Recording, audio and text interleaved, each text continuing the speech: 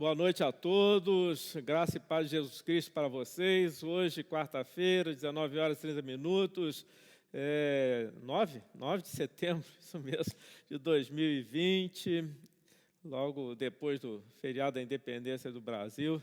Mais importante do que o Brasil ser independente, somos nós termos sido libertados, e nós que experimentamos a liberdade dos filhos de Deus. Então, glorifico ao Senhor por isso, ter acontecido na minha vida, e creio que você faz o mesmo.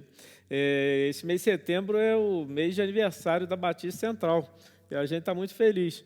Vai ser no dia 25, mais um pouco para frente aí, a data em que comemoramos o início das atividades dessa comunidade. Há bastante tempo, mais de 50 anos, lá para o passado, mas até hoje a gente se recorda com alegria e se recorda com gozo. O pastor Dalcio Pinto Teixeira, foi com ele que começou, e durante mais de 40 anos foi o pastor presidente titular aqui da IBCP, ainda hoje vivo, com 93 anos de idade. Queremos honrá-lo, fazendo menção do seu nome, reconhecendo a importância e o valor que ele teve aqui e continua tendo. Uma coluna, um esteio, uma referência, uma inspiração, um desafio para todos nós que permanecemos. Um abraço aqui, uma saudação para o pastor Dalcio. Sei que ele está do outro lado aí, ouvindo e vendo e participando conosco. Vamos orar? Deus, em nome de Jesus, louvamos, bendizemos, agradecemos a Ti por todas as bênçãos. Muito obrigado. A gente respira, a gente se move, isso tem a ver com a existência, mas tem a ver com a própria vida. E em razão do que estamos aqui, podemos abrir a nossa boca, podemos nos mover junto aos irmãos, ainda que eles distantes, mas a gente mesmo assim se comunica e fazemos a unidade do Teu povo. Então, somos a Igreja de Jesus Cristo, que é conhecida por Batista Central, e queremos Te honrar, queremos edificar uns aos outros, queremos alcançar as pessoas que não fazem parte aqui da membresia, queremos ser úteis à sociedade, queremos fazer a inserção do nome de Jesus nas vidas de muita gente, que o Senhor seja conhecido, e seja conhecido através de mim, seja conhecido através de cada Batista Central, e a mensagem chegue com poder naqueles que muito precisam dela, assim necessitam. Abençoa-nos nesta reunião, a fim de que tudo contribua para Ti, para o Senhor ser glorificado. Que cada atitude nossa, cada movimento nosso, seja de adoração, seja de culto, seja de edificação mútua, seja de contribuição positiva, espiritual, para o bem de todos. Muito obrigado mais uma vez. Entregamos ao Senhor esse culto. Abençoa quem está do lado de lá, vendo a tela e se envolvendo e participando. Que haja um só Espírito entre nós aqui e os irmãos lá. Que a gente se una em Jesus Cristo e possamos, então, ser essa família. Muito obrigado, em nome de Jesus. Amém, amém, amém.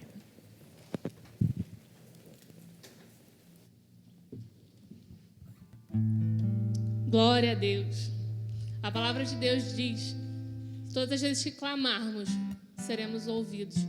Quando você entrega os seus caminhos ao Senhor, confia nele, o restante Ele faz, é com Ele. Quando você coloca a sua vida diante de Deus e o adora, independente das circunstâncias, independente do momento que você está vivendo, Ele vem em seu favor, Ele vem com graça, Ele vem com amor, te dá tudo aquilo que você precisa, no tempo dEle, que é o tempo certo para mim, é o tempo certo para você. Adore a Ele conosco nessa noite, dê o seu melhor a Ele.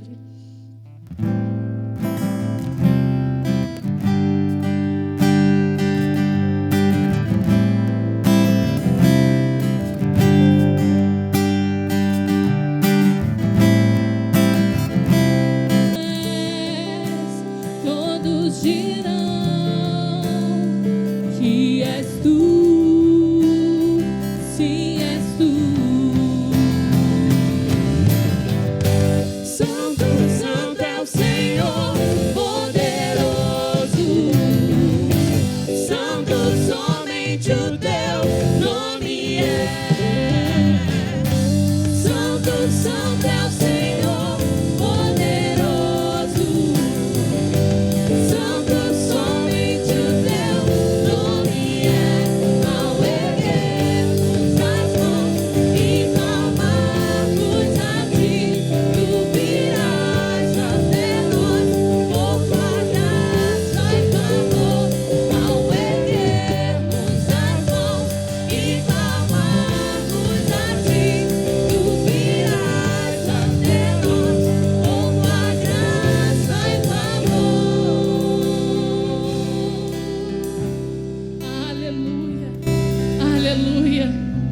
Obrigada, Senhor, porque o Senhor nos ouve, porque o Senhor atende o nosso clamor.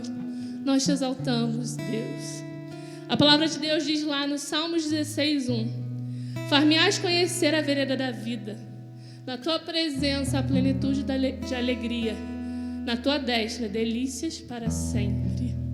E o salmista, ele fala aqui, não de uma alegria passageira, uma alegria temporária, mas ele fala em plenitude de alegria, uma alegria total, uma alegria completa, algo pleno. E essa alegria a gente só encontra na presença de Deus. E aí você pode passar pelo mais profundo vale, pelo momento mais difícil da sua vida, e você permanece firme, você permanece com um sorriso no rosto e ninguém entende de onde vem essa alegria, e você permanece ali, lado a lado, caminhando com Jesus. Sabe por quê? Porque Ele habita em você, e a presença dEle te traz alegria, e essa alegria é o que te traz força, é o que te fortalece. Aleluia, obrigada, Senhor, porque temos alegria em Ti, Senhor. A Tua presença nos traz alegria, a Tua alegria é a nossa força, Senhor.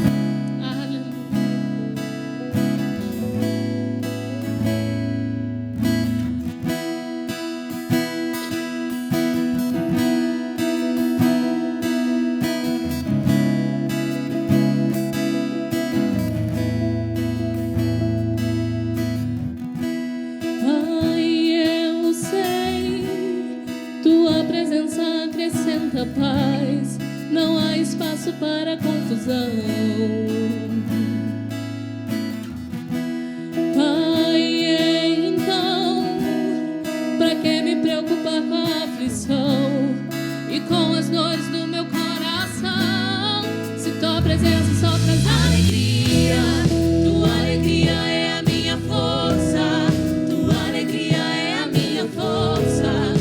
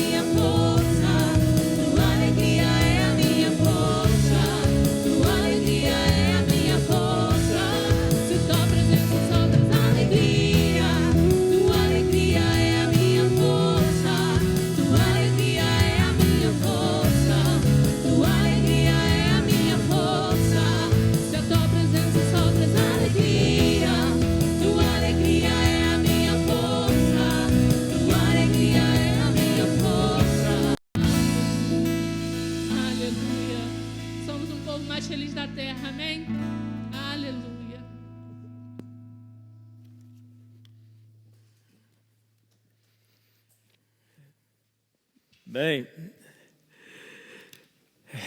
quero falar hoje sobre um assunto que é totalmente espiritual, um assunto que tem a ver com a realidade do dia a dia, faz parte do cotidiano e interessa, sim, a mim, interessa a você, interessa a igreja, interessa a sociedade, e trata-se de oferta, de ofertantes.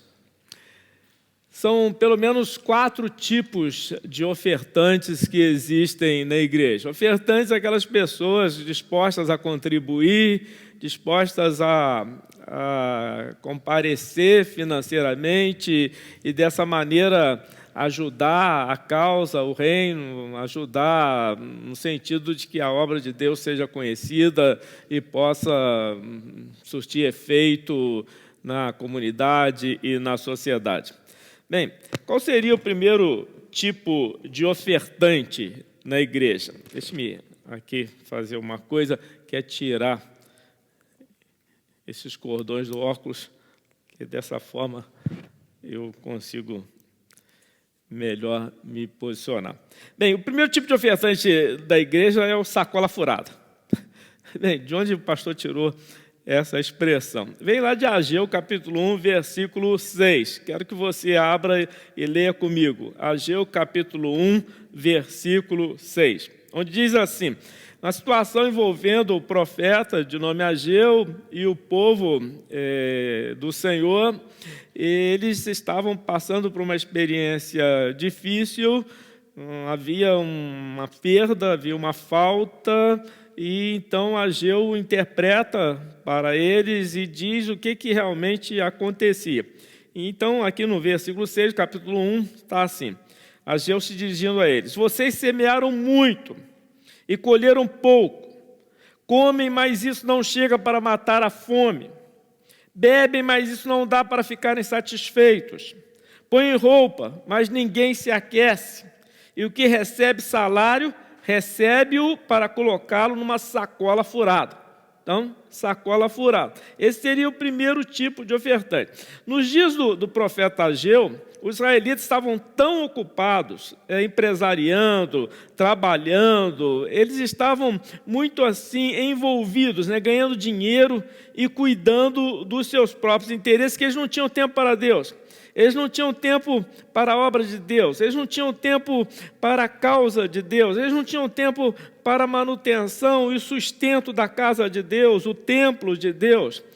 Muitas coisas ligadas à religião estavam deficientes, estavam sofrendo com falta de recursos. Não havia o ofício sacerdotal e levita de maneira como havia sido ordenado por Deus, porque carecia de gente, carecia de recurso. E Ageu vem contestando toda essa situação. Aí, no capítulo 1 mesmo do livro do profeta, versículos 4 a 9, a gente vê de uma maneira mais esclarecida essa condição aí. Então, versículo 4, Ageu continua falando com eles: acaso é tempo de vocês morarem em casas luxuosas? Porque eles estavam correndo atrás disso, cada um atrás do que era seu, cada um interessado em garantir primeiro o que era do interesse próprio. E Ageu vai falando aí: vocês estão morando em casas luxuosas, versículo 4, mas esse templo permanece em ruínas, e acaso é hora disso acontecer? Versículo 5, portanto, assim diz o Senhor dos Exércitos, considerem o que tem acontecido com vocês. Versículo 6, vocês semearam muito e colheram pouco, vocês comem, mas isso não chega para matar a fome. Bebem, mas isso não dá para ficarem satisfeitos.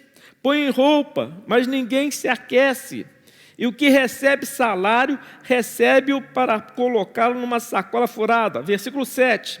Assim diz o Senhor dos Exércitos, considerem o que tem acontecido com vocês. Versículo 8. Vão até o monte, tragam madeira e reconstruam o templo. Dele me agradarei e serei glorificado, diz o Senhor. E o 9. Vocês esperavam que fosse muito, mas o que veio foi pouco. E esse pouco, quando levaram para casa, eu o dissipei com um sopro. E por quê? Pergunta o Senhor dos Exércitos. Porque o meu templo permanece em ruínas, desprezado, esquecido, abandonado. As coisas que dizem respeito a mim, a religião que me adora e que me serve, essas coisas estão desprezadas. Finalzinho do versículo 9. Enquanto cada um de vocês corre por causa de sua própria casa. Será que isso soa familiar a mim e a você? Pouco progresso, avanço escasso, economia sofrida e, como resultado disso, dízimos e ofertas abandonados, esquecidos, ignorados, simplesmente deixados para o fim e muitas vezes não praticados. Essa era a situação que ocorria com eles lá. E existem pelo menos 5 características disso aqui no texto. Em primeiro lugar, semear muito e colher pouco, a gente leu. Em segundo lugar, comer sem se fartar, tudo sinônimo de insatisfação, tudo sinônimo de frustração, tudo sinônimo de tentativa malograda.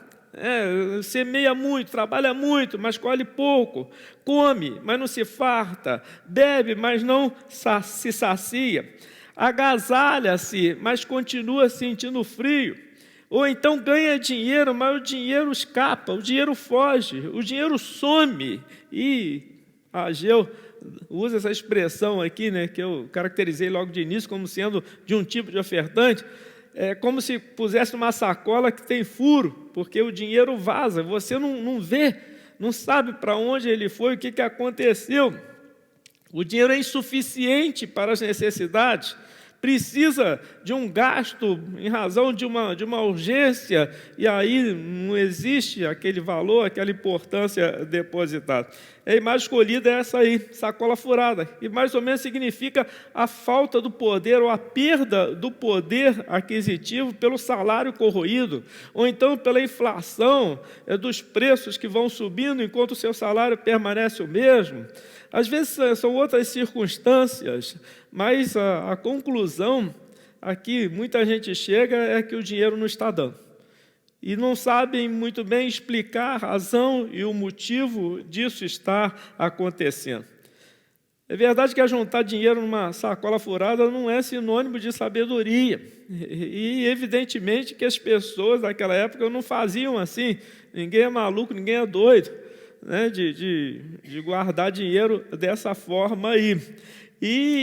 Mas era um símbolo, era uma forma do profeta fazer com que eles entendessem o que estava acontecendo. E pior, o pouco que sobrava, quando eles levavam para casa, segundo Ageu, o próprio Deus soprava aquele pouco e ele desaparecia. Bem, a explicação aqui, reforçada, é que a mão de Deus estava por trás disso tudo. Ageu procura fazer com que eles entendam que era a mão de Deus que movia todas as circunstâncias e havia razão e havia explicação. Ageu capítulo 1, versículo 9. Leiam comigo, Ageu 1, 9. Onde diz o quê? Vocês esperavam que fosse muito, mas o que veio foi pouco. Esse pouco, quando levaram para casa, olha Deus aqui por trás, aqui, ó. Eu o dissipei com um sopro. Olha Deus agindo. Olha Deus por trás da cortina. Eu o dissipei, Deus, ele falando, o dissipei com um sopro. E por quê? Pergunta o Senhor dos Exércitos. Porque o meu tempo, a razão subjacente, a explicação do que ocorria. Porque o meu templo, a minha casa, né, o meu serviço, porque o que me interessa, que deveria estar sendo colocado em primeiro lugar, permanece em ruínas, enquanto cada um de vocês corre por causa de sua própria casa. Então, Deus por trás. E, ao mesmo tempo, por que Deus estava agindo assim? Mesmo o versículo 9 diz, porque o meu templo permanece em ruínas, porque cada um cuida do que é do seu próprio interesse. Será que é ruim, será que é mal cuidar dos seus negócios? Será que isso tem algum defeito, algum problema? Será que isso tem algum pecado, alguma transgressão envolvida em cuidar dos seus próprios negócios? Com certeza que não. O erro é cada um querer cuidar do que é propriamente seu, em prejuízo daquilo que é de Deus, daquilo que pertence a Deus, daquilo que interessa a Deus, esquecer da obra de Deus, abandonar a obra de Deus, não valorizar a obra de Deus. O erro está nisso. Mas antes, que eles pudessem fazer alguma coisa para corrigir isso, Ageu os exorta a considerar o que estava acontecendo. Está aí em Ageu, capítulo 1, versículos 5 e 7. Veja comigo aí, Ageu 1, 5 e 7. O que diz? Portanto, assim diz o Senhor dos Exércitos, considerem o que tem acontecido com vocês. E o versículo 7 fala basicamente a mesma coisa. O 7, logo a seguir. Assim diz o Senhor dos Exércitos, considerem o que tem acontecido com vocês. Era muito importante que eles prestassem atenção, que eles caíssem em si, que eles raciocinassem com base nos fatos e nas evidências. E então compreendessem o que estava acontecendo, porque o que Deus queria é que eles voltassem à reconstrução da casa, do templo.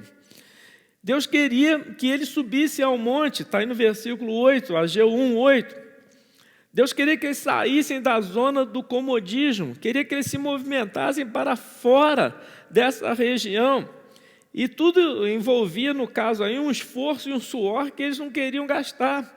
Porque no versículo 8 diz, o Senhor falando, vão até o monte, tragam madeira e reconstruam o templo.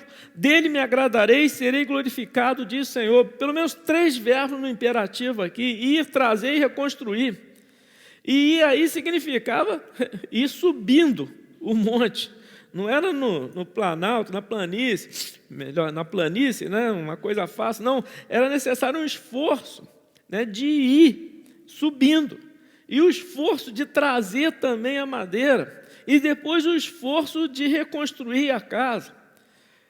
As pessoas às vezes se acomodam muito em relação ao que é de Deus. E não querem gastar de si mesmos esforço e suor a fim de providenciar o que agrada ao Senhor. Essas eram as atitudes que o povo deveria tomar. E Deus se agradaria delas. Deus seria glorificado através delas. Existem algumas coisas que a gente precisa dizer aqui que servem de verdade para mim e para você.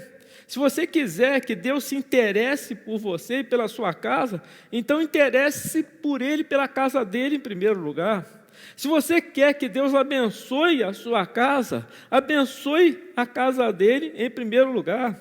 Se você quer que Deus supra as necessidades, Deus providencie para as necessidades da sua casa, então supra e providencie para as necessidades da casa de Deus em primeiro lugar. Esse é o espírito aqui da profecia. Aí você pergunta, quanto é que eu devo dar? Qual deve ser? Bem, no Antigo Testamento a gente vê Deus estabelecendo o dízimo, a 10ª parte da renda de cada um. Está aí em Levítico 27, 32. A gente pode ler. Quanto aos dízimos do gado e do rebanho, de tudo que passar debaixo do bordão do pastor, o dízimo será santo ao Senhor. E dízimo significa a 10ª parte. Fala aí na lei para os israelitas, intermediada por Moisés, que essa 10ª parte seria santa ao Senhor. Uma outra discussão, que não cabe aqui no momento, é se o dízimo ainda é válido no contexto do Novo Testamento. Isso aí a gente não vai aqui classificar como sim ou não, mas eu entendo que se no Antigo Testamento, na velha dispensação, esse era o mínimo que os filhos de Deus, dentro do povo de Israel, com essa parte contribuiu, eu entendo que no Novo Testamento não há razão para mim e para você darmos menos do que isso. Ninguém é obrigado, ninguém é constrangido, ninguém é forçado a dar 10% de sua renda para a igreja nos dias de hoje. Mas é assim que eu vejo, como ensino para mim, é dessa maneira que eu pratico, e eu faço com alegria, com gratidão, com satisfação. Eu não fui forçado, conduzido, amarrado para proceder desse jeito, mas é assim que eu compreendo, é assim que eu pratico, e é assim que eu vejo. E qualquer coisa que você queira dar além disso vai depender de pelo menos 3 condições. Vamos dizer que você queira mais do que contribuir com 10% da sua renda, e 10% aí não é um número fixo matemático, você não pode mexer nele, né? Mas, falta dizer, a partir daí que eu me baseio, se minha referência serve para alguma coisa, então aproveite, senão fique à vontade. Mas se você quer dar mais do que isso, e eu já tive oportunidades em que pude exercer meu direito de fazer assim, isso vai depender de algumas coisas, vai depender do seu amor. A Bíblia diz lá em Mateus 22:37, Jesus respondeu: ame o Senhor seu Deus de todo o seu coração, de toda a sua alma e de todo o seu entendimento. Então, o amor a Deus em primeiro lugar. Vai depender também da sua condição. E a condição proporcional, Deuteronômio 16:17. A gente pode ler esse texto aí, 16:17. Mas cada um oferecerá na proporção em que possa dar, na condição pessoal que tem.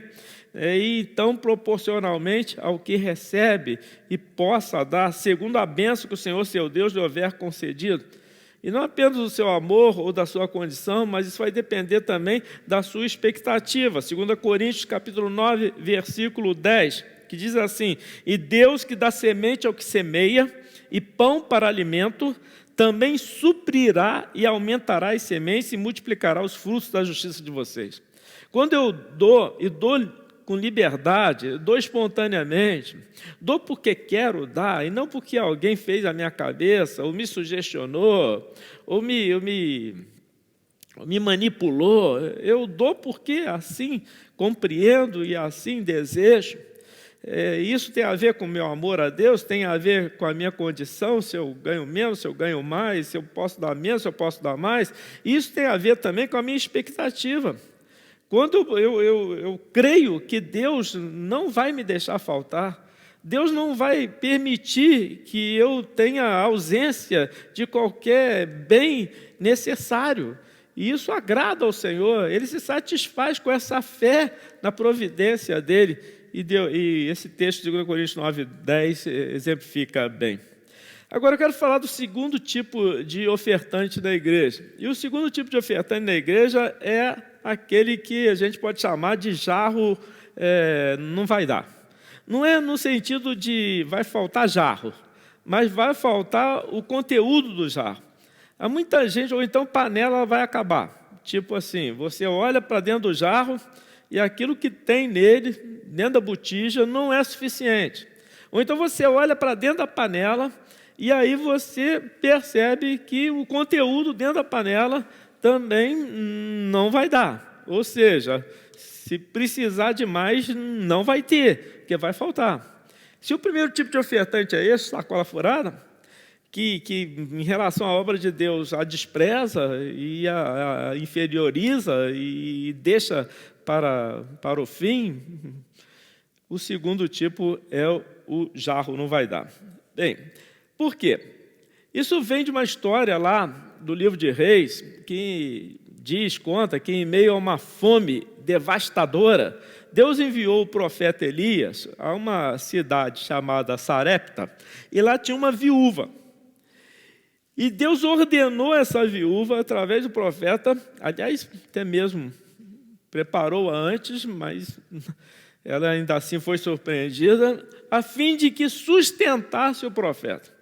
Ora, a mulher tinha acabado de perder o marido, a mulher só tinha um filho, a mulher era desamparada, a mulher sem recursos, e Deus ordena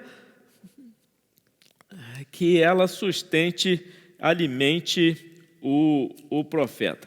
Por que Deus não enviou Elias para uma família rica?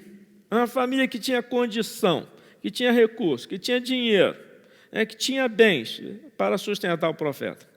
Com certeza porque a família rica não precisava de um milagre.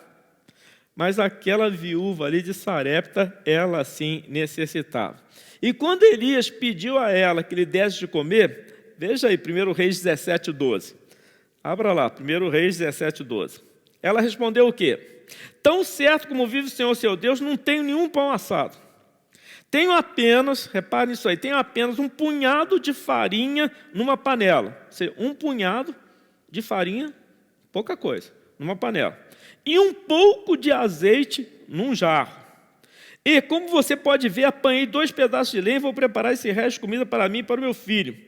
Vamos comer e depois morreremos de fome. Ela só tinha o suficiente para mais uma refeição. Uma só. Então comeria junto com seu filho e disse, depois não tem mais nada. E aí é esperar a morte chegar, porque não vejo possibilidade aí. Bem, talvez você esteja pensando que, como Elias era um profeta, um representante de Deus, e aquela mulher, alguém dependente, que ele estava ali para tomar tudo que ela tinha, porque assim é a prática de muitos que você conhece, e etc, etc, mas não foi o que aconteceu.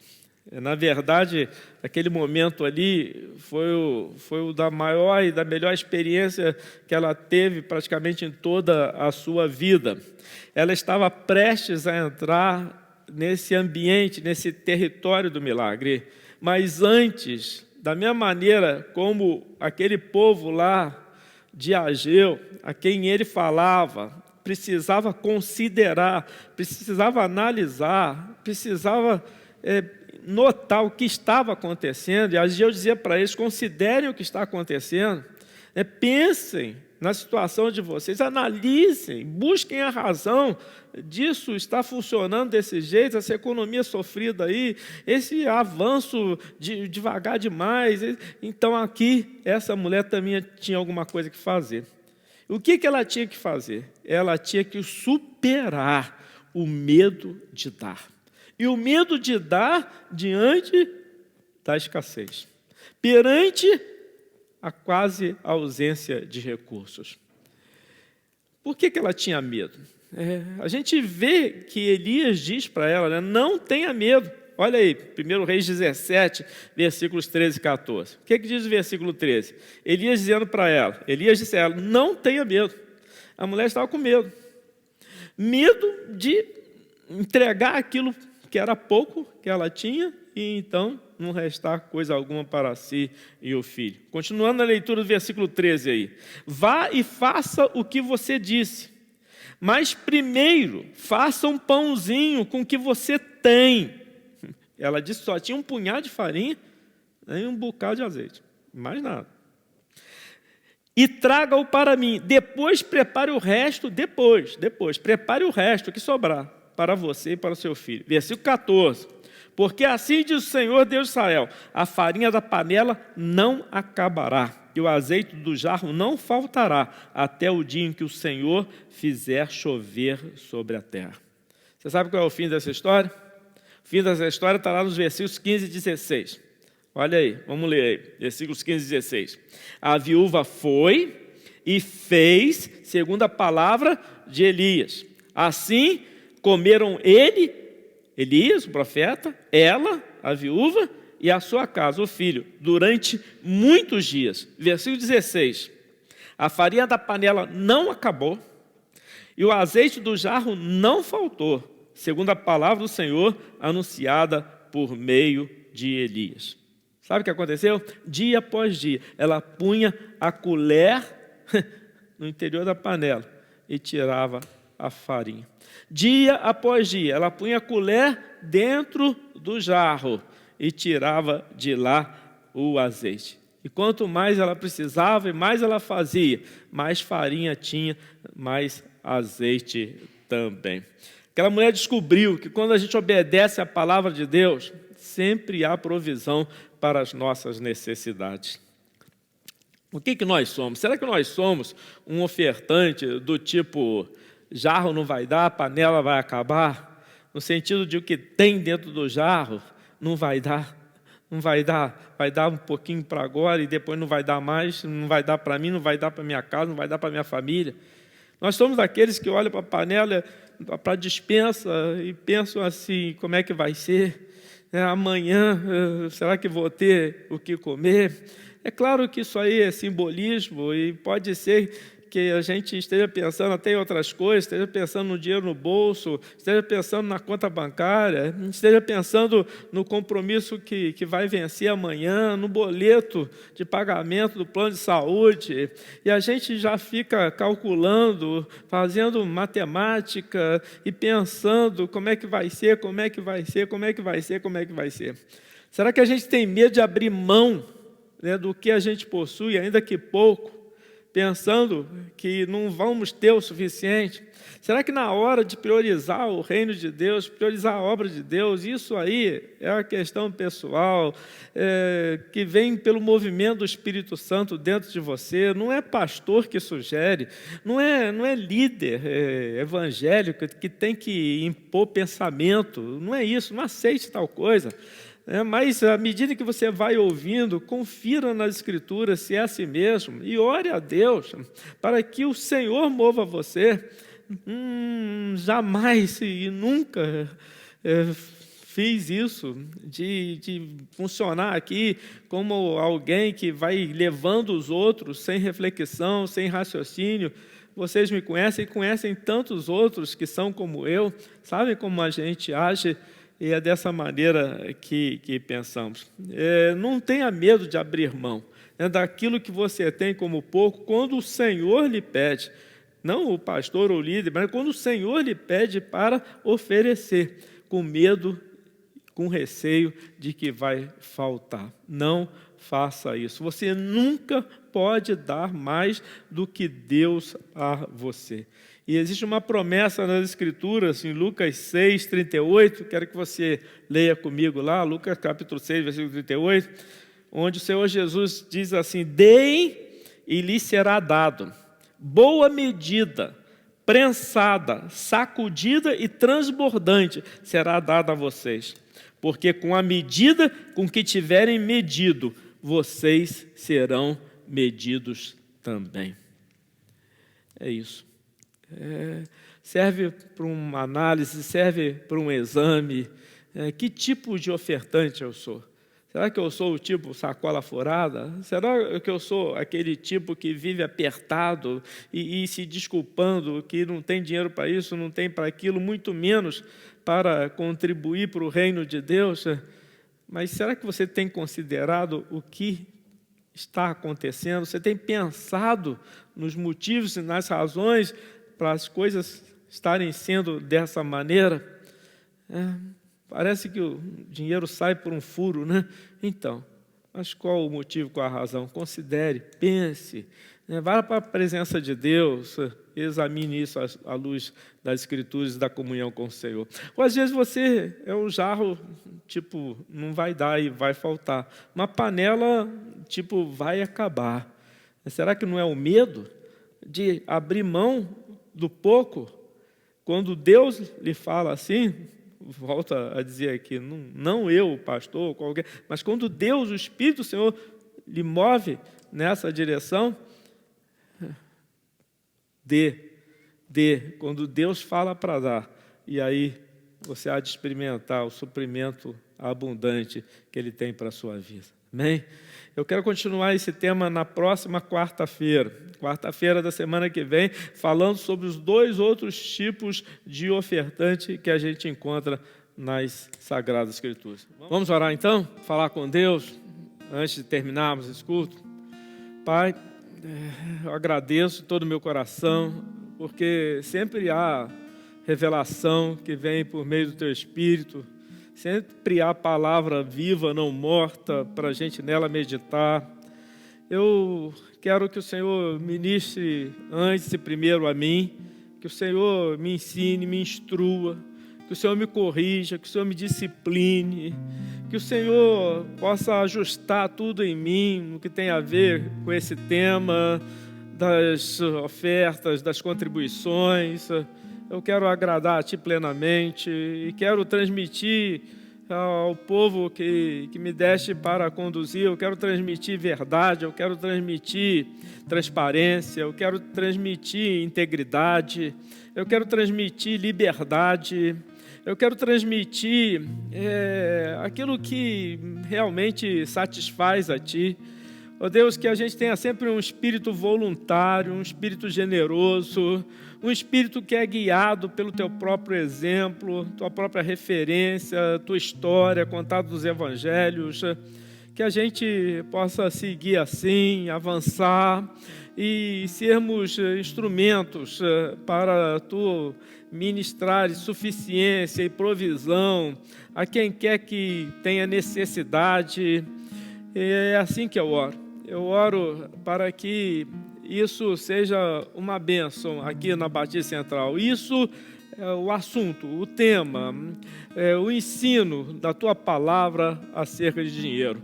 Então, desta forma é que falo e desta forma é que eu me oriento por Ti e peço que da mesma maneira aconteça com os meus irmãos. Em nome de Jesus Cristo, amém, amém e amém.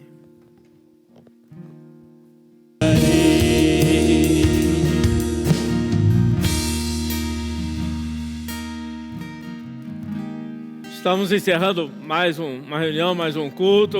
Não se esqueça que na quarta-feira seguinte, dia 16, eu encerro esse tema com mais 2 tipos de ofertantes. Então, convido para acompanhar também, desejando de todo o coração que seja bênção para a sua vida, tanto a palavra de hoje como a da próxima quarta-feira. Não querendo ser redundante, ao mesmo tempo sendo, se você tem dízimos e ofertas para entregar, aparece aí na tela, ou vai aparecer o nome da igreja, razão social, CNPJ e os números do banco, também da agência bancária, da conta corrente. Você é livre para, assim desejando, poder nos ajudar como membro da igreja e também como não membro, caso seja do seu interesse, tá bem? Também nós pastores disponíveis, sempre atentos a qualquer desejo de ajuda. Você pode entrar em contato telefonando aqui para a igreja, a sede 2243-1756, fazendo contato com a secretária Lucelena, que ela agenda para você uma presença aqui conosco, a fim de poder atender. E também quaisquer outras necessidades. Estamos pensando em voltar com as mais atividades presenciais a partir de outubro. Neste mês de setembro não, continuando apenas com os cultos dominicais no horário noturno, 19 horas, para os quais é necessário se inscrever. Você faz isso através do grupo de WhatsApp, BCP Oficial. Então, você pode fazer assim sempre que lá aparecer o link. E também, se não é inscrito ainda no grupo, pedir para que seu nome seja adicionado, está bem? É só se comunicar que prontamente nós iremos fazer isso. Muito obrigado pelo seu envolvimento, pela sua participação. Que Deus o abençoe. Tenha uma boa noite, o restante de boa noite, quarta-feira. Que amanhã, quinta, seja um dia de vitória, um dia de conquista, um dia de alegria, um dia de satisfação na presença do Senhor. Tá bom? É isso aí que eu lhe desejo de todo o meu coração. Até outra vez. Tudo entregarei, tudo entregarei. Sim, por ti, Jesus, bendito.